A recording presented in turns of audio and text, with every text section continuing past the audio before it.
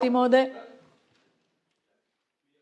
बराच वेळ झाला मी विरोधी पक्षाकडून सुद्धा गॅसच्या विषयावरती बोलताना बरीच वक्तव्य ऐकली।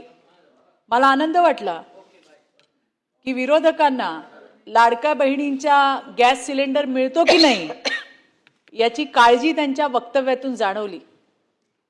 पण मला माझ्या सगळ्या भावांना सांगायचंय, समोरच्या बाकावर बसलेल्यांना, काळजी करू नका।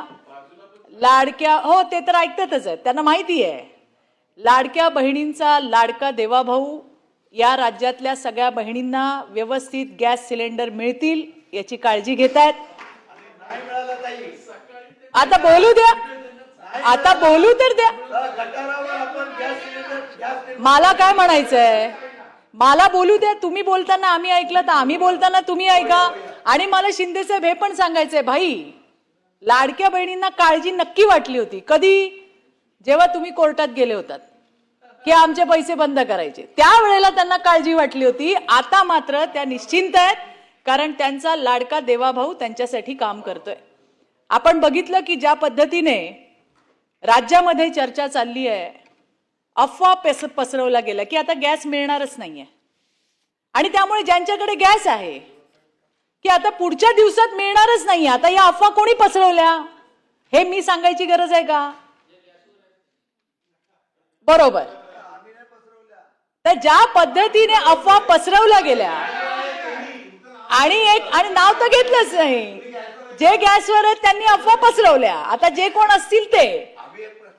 आणि त्याच्यामुळे शिंदे साहेब ऐका, लाडक्या बहिणीचं ऐका शिंदे साहेब आणि सभापती महोदय, त्यासाठीच एक कृत्रिम गॅस टंचाईची परिस्थिती ही राज्यात निर्माण झाली। मी आजही तुम्हाला सांगते, यांनी जर 10 उदाहरणं अशी सांगितली की गॅस मिळत नाही, तर मी तुम्हाला 20 उदाहरणं सांगू शकते की लोकांच्या घरी गॅस येतोय।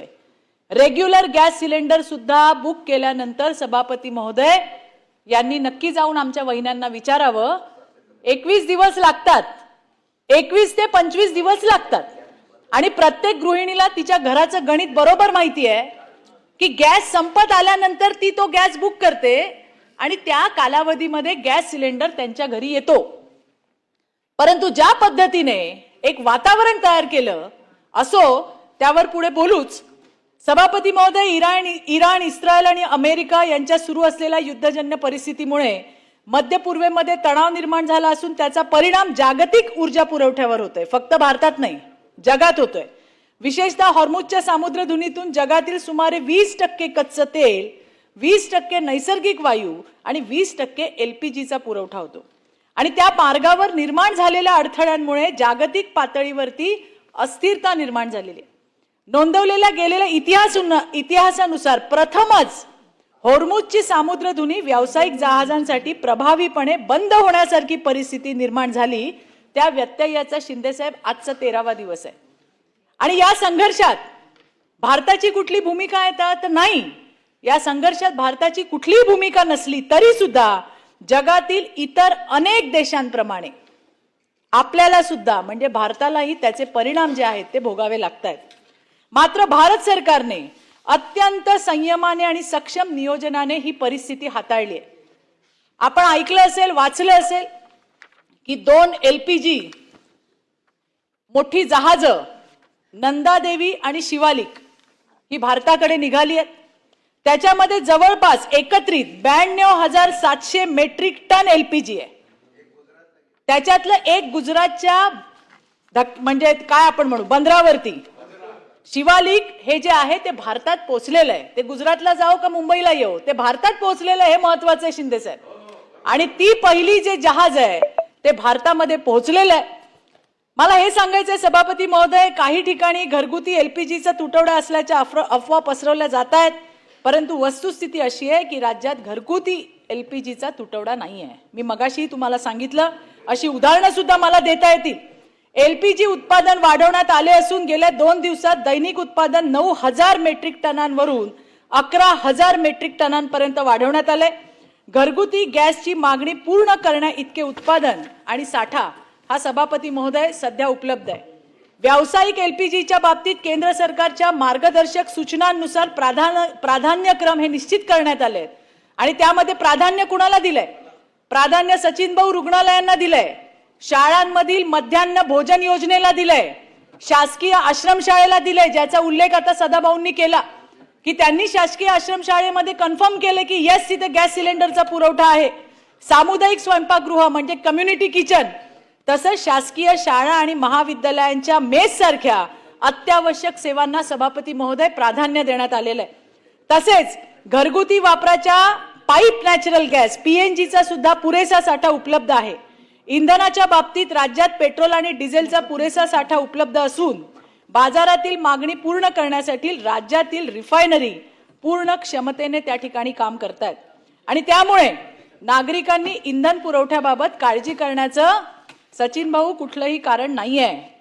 नैसर्गिक वायूच्या बाबतीत सुद्धा महत्त्वपूर्ण योजना या त्या ठिकाणी करण्यात आलेल्या आहेत. भारताचा एकूण नैसर्गिक वायू वापर सुमारे 189 MMSCMD असून त्यापैकी 97.5 MMSCMD देशांतर्गत उत्पादन होत आहे.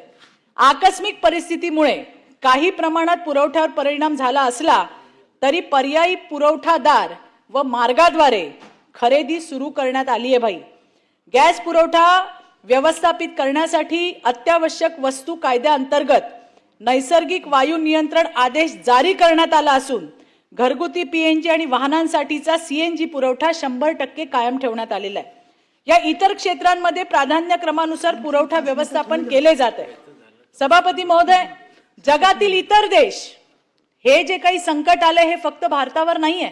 सभापती महोदय, जगातील इतर देश या संकटाला समोर जाण्यासाठी कठोर पावलं उचलतायत. काही देशांनी भाई शाळा बंद केल्या, सरकारी कार्यालयाचं कामकाज कमी केलंय, इंधनवरती रेशनिंग चालू केलंय, इंधन रेशनिंग सुरू केलंय आणि पेट्रोलच्या दरामध्ये सुद्धा त्या ठिकाणी मोठी वाढ करण्यात आली आहे. या परिस्थितीत देशाचे यशस्वी आणि लोकप्रिय प्रधानमंत्री नरेंद्र मोदीजींनी अत्यंत महत्त्वाची अशी भूमिका बजावली आहे. सभापती महोदय, भारत सरकारने तेल आणि गॅस कंपन्यांना आदेश दिलेत की घरगुती म्हणजे LPG गॅस, स्वयंपाकाचा गॅस हा प्रथम द्यावा. गरज पडल्यास व्यावसायिक गॅसचा पुरवठा कमी करून घरगुती पुरवठा जो आहे तो सुरक्षित ठेवावा. सरकारने LPG उत्पादन वाढवण्याचे सुद्धा आदेश दिलेत. इतर देशांकडून तेल आणि गॅस खरेदी करण्याचा सुद्धा प्रयत्न सुरू आहे.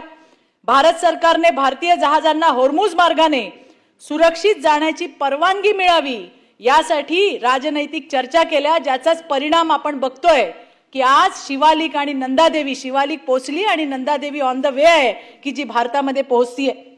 राज्याचे सन्माननीय मुख्यमंत्री यांनी सुद्धा महाराष्ट्रातल्या नागरिकांना विश्वास दिलाय की राज्यात जीवनावश्यक वस्तूंचा तुटवडा होऊ दिला जाणार नाही. लोकांनी अफवा किंवा घाबरून साठेबाजी करू नये. महाराष्ट्र सरकार या परिस्थितीवरती बारीक नियंत्रण ठेवू नये, लक्ष ठेवू नये. राज्य सरकारने पेट्रोल पंप, LPG आणि व्यावसायिक गॅस वितरक तेल कंपन्या यांच्यासोबत समन्वय ठेवून पुरवठा सुरळीत राहावा यासाठी उपाययोजना करण्याचे सुद्धा निर्देश सभापती महोदय दिलेले आहेत. सभापती महोदय, राज्याचे सन्माननीय मुख्यमंत्री साठेबाजी आणि काळा बाजार रोखण्याचे आदेश त्यांनी दिलेत. पेट्रोल, डिझेल, LPG किंवा इतर अत्यावश्यक वस्तूंची काळा बाजार किंवा कृत्रिम टंचाई निर्माण करणाऱ्यांवरती कारवाई करावी आणि आवश्यक असल्यास नियंत्रण तपासणी सुद्धा वाढवावी अशा पद्धतीचे आदेश देण्यात आलेले. सभापती महोदय, राज्य सरकार सुद्धा केंद्र सरकारवर तेल कंपन्यांशी सतत संपर्कात आहे जेणेकरून ऊर्जा पुरवठा, LPG वितरण आणि अत्यावश्यक वस्तू यांचा पुरवठा त्या ठिकाणी स्थिर राहील. सभापती महोदय, म्हणूनच या सभागृहातून मी जनतेला आणि सर्व संबंधितांना स्पष्ट आवाहन करू इच्छिते की कृपया अफवांवर विश्वास ठेवू नका, गॅसचा काळा बाजार करू नका आणि साठवणूक करून कृत्रिम तुटवडा त्या ठिकाणी निर्माण करू नका. संकटाच्या काळात आपली सार्वजनिक भूमिका ही समाजात भीती निर्माण करणारी नसून देशाला एकत्र ठेवणारी आणि विश्वास वाढवणारी असली पाहिजे. देशाचे प्रधानमंत्री नरेंद्र मोदीजी आणि परराष्ट्र मंत्री डॉक्टर S जयशंकर अत्यंत सक्षमपणे आणि दूरदृष्टीने ही परिस्थिती हाताळत आहेत.